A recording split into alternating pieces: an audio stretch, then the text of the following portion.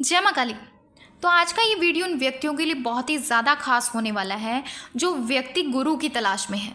यानी कि जो व्यक्ति पूजा पाठ करते हैं, भक्ति करते हैं और वो व्यक्ति अपने आध्यात्मिक यात्रा में आगे बढ़ना चाहते हैं, वो अपने इष्ट की प्राप्ति करना चाहते हैं।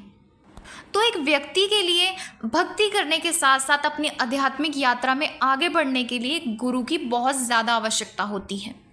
बिना गुरु के आप कभी भी ईश्वर की प्राप्ति नहीं कर सकते, क्योंकि आपके गुरु ही होते हैं जो आपको ईश्वर तक पहुंचने का रास्ता दिखाते हैं, आपके इष्ट देवता के चरणों में आपको पहुंचाते हैं, आपको मोक्ष की प्राप्ति करवाते हैं। लेकिन आज के समय में एक सच्चे गुरु की तलाश करना कहीं ज़्यादा मुश्किल है। आप ये नहीं समझ पाते कि कौन से गुरु सही है और कौन से गुरु सही नहीं है, और आप ऐसे में किसी ऐसे व्यक्ति के पास जाकर फंस जाते हैं जो आपको परेशानियों से निकालने की बजाय आपको कई ज़्यादा गुना परेशान कर देता है, आपको मानसिक तौर पर भी और आपकी आर्थिक तौर पर भी।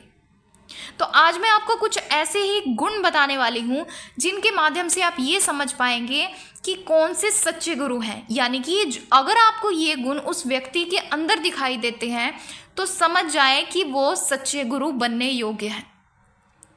तो इसलिए अगर आप भी इन गुणों के बारे में जानना चाहते हैं तो वीडियो को एंड तक ज़रूर देखें, और अगर आप हमारे चैनल पर नए हैं और हमारी वीडियो को पहली बार देख रहे हैं तो हमारे चैनल को सब्सक्राइब करना बिल्कुल भी ना भूलें, और इसके साथ ही नोटिफिकेशन बेल को प्रेस करके ऑल पर ज़रूर क्लिक करें ताकि इस प्रकार की जानकारियाँ सबसे पहले आप तक पहुँचे।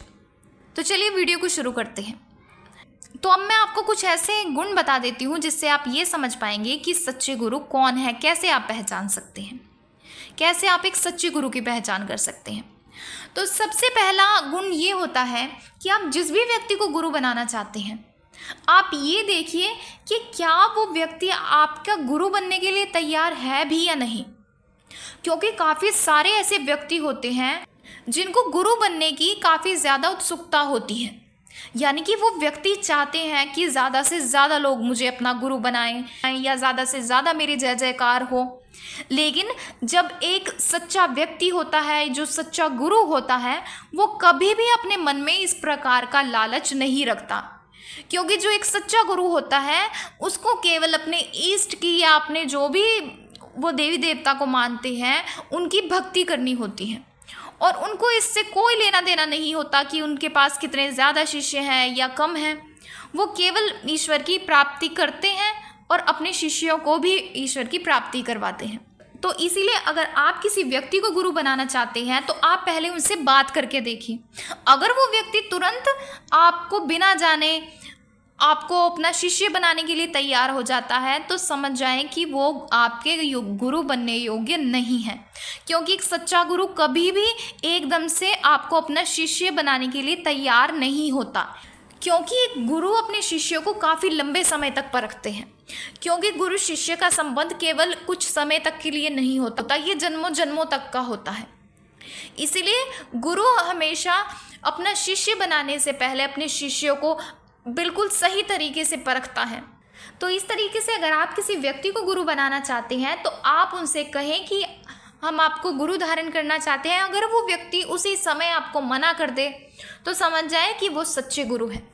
उसके बाद अगला गुण ये होता है कि जो व्यक्ति सच्चा होगा या जो सच्चे गुरु होंगे वो कभी भी आपसे ये नहीं कहेंगे या अपने मुख से ये नहीं कहेंगे कि आप मुझे गुरु बनाएं।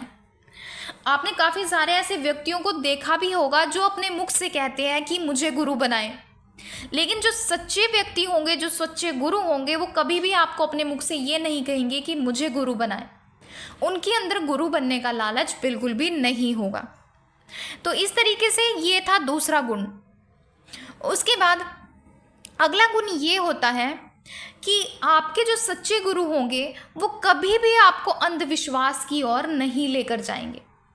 क्योंकि आपने काफ़ी सारे ऐसे व्यक्तियों को देखा होगा कि मान लीजिए आपके सिर में दर्द है और आपसे 2 या 3 दिन हो चुके हैं आपके सिर से दर्द नहीं जा रहा है, और आप ऐसे में उस व्यक्ति को कहते हैं कि मेरे सिर में दर्द है, और वो व्यक्ति आपको अंधविश्वास की ओर लेकर चला जाए, आपसे कहे कि आप पर तो किसी ने तांत्रिक क्रिया कर दी है, अब इस तांत्रिक क्रिया को ठीक करना पड़ेगा, या इसको ठीक करने के लिए आपको ये कार्य करने पड़ेंगे, वो कार्य करने पड़ेंगे, इस कार्य में इतने पैसे लगेंगे, उतने पैसे लगेंगे, अगर कोई व्यक्ति आपसे ऐसा कहता है तो समझ जाएं कि वो आपके गुरु बनने योग्य नहीं है, क्योंकि जो सच्चे गुरु होंगे वो कभी भी आपको अंधविश्वास की ओर नहीं लेकर जाएंगे। वो आपको केवल भगवान की भक्ति करना सिखाएंगे, ना कि आपके दिमाग में इस प्रकार के अंधविश्वास डालें या आपको डराएं। वो हमेशा आपको सत्य का ज्ञान ही देंगे, यानी आपको वास्तविकता बताएंगे। अब इसके बाद अगला गुण ये होता है कि जो आपके सच्चे गुरु होते हैं वो बिना किसी लालच के, बिना किसी छल कपट के आपकी मदद करते हैं। यानी अगर आप ऐसे व्यक्ति को, चाहे आप आधी रात को भी फ़ोन करें या आप उनसे आधी रात को भी मदद मांगे, तो ऐसे गुरु या ऐसे व्यक्ति कभी भी आपकी हेल्प करने से पीछे नहीं हटते। वो बिना किसी लालच के भी आपके हर पल साथ रहते हैं और आपको सही दिशा दिखाते हैं। उसके बाद अगला संकेत ये होता है कि आपने काफ़ी सारे ऐसे व्यक्तियों को देखा होगा जिनको सवारी की काफ़ी लालसा होती है, यानी कि वो चाहते हैं कि वो भी अपने शरीर में किसी देवी या देवता को बुलाएं, और वो अपनी इसी मंशा को लेकर अपने गुरु के पास जाते हैं। और अगर वो गुरु आपसे ये कहे कि मैं आप में सवारी बुला दूंगा, या आप जिस भी देवी देवता की सवारी चाहते हैं वो सवारी को आपके शरीर में बुला सकता हूँ, आप मेरे को गुरु बना लीजिए, तब मैं आपके इस कार्य को करूँगा, तो समझ जाएं कि वो गुरु सही नहीं है। क्योंकि जो सच्चे गुरु होंगे वो कभी भी आपसे इस प्रकार के वादे नहीं करेंगे कि मैं आपके अंदर सवारी बुला सकता हूँ, या मैं आपको ये करके दे सकता हूँ, वो करके दे सकता हूँ। क्योंकि सवारी बुलाना या सवारी आना केवल आपके इष्ट देवी देवता के ऊपर निर्भर करता है। उनको कोई ज़ोर या ज़बरदस्ती से नहीं बुला सकता। अगर आपके इष्ट देवी देवता की मर्ज़ी होगी तो वो स्वयं ही आपके शरीर में आ जाएंगे, लेकिन अगर उनकी इच्छा नहीं होगी तो कोई भी व्यक्ति उनको ज़बरदस्ती नहीं बुला सकता।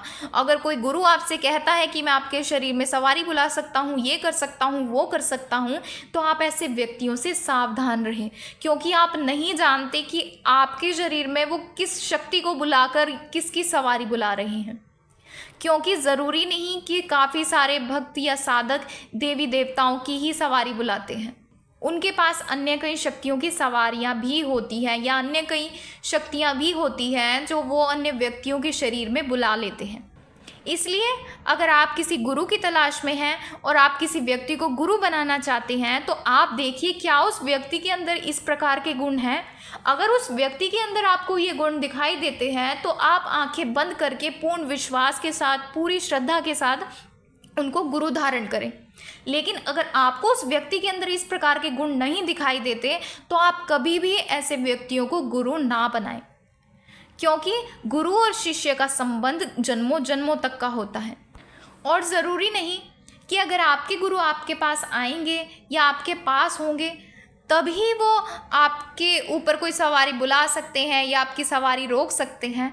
वो दूर बैठे बैठे भी इस प्रकार के कार्यों को कर सकते हैं, क्योंकि ये गुरु ही होते हैं जो दूर रहकर भी अपने शिष्यों की सवारी को रोक भी सकते हैं और बुला भी सकते हैं।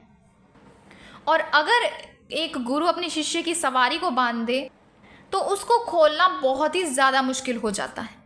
और फिर आपने काफ़ी सारे ऐसे लोगों को कहते हुए भी सुना होगा कि हमारे गुरु ने हमारे साथ इस प्रकार से धोखा कर दिया है, या हमारी सवारी को रोक दिया है, या हमारे शरीर में किसी भूत या प्रेत की शक्तियों का प्रवेश करवा दिया है। तो इस प्रकार से आगे चलकर फिर एक गुरु अपने शिष्यों के साथ धोखा करते हैं। और ऐसा नहीं है कि केवल गुरु ही धोखा करते हैं, शिष्य भी इस प्रकार से अपने गुरुओं के साथ छल कपट करते हैं। तो ऐसे में आज के समय में गुरु को भी और शिष्यों को भी, दोनों के लिए ज़रूरी है कि वो एक दूसरे को अच्छी तरह परखे, तब जाकर गुरु दीक्षा ले या दे। तो अगर आपको जानकारी पसंद आई है तो वीडियो को लाइक करें और ज़्यादा से ज़्यादा लोगों तक शेयर करें। और इसके साथ ही अगर आप चैनल पर नए हैं और वीडियो को पहली बार देख रही हैं तो चैनल को सब्सक्राइब करके नोटिफिकेशन बेल को प्रेस करके ऑल पर ज़रूर क्लिक करें, ताकि इस प्रकार की जानकारियाँ सबसे पहले आप तक पहुँचे। तो चलिए मिलते हैं अगले वीडियो में कुछ नई जानकारी के साथ। जय मां काली।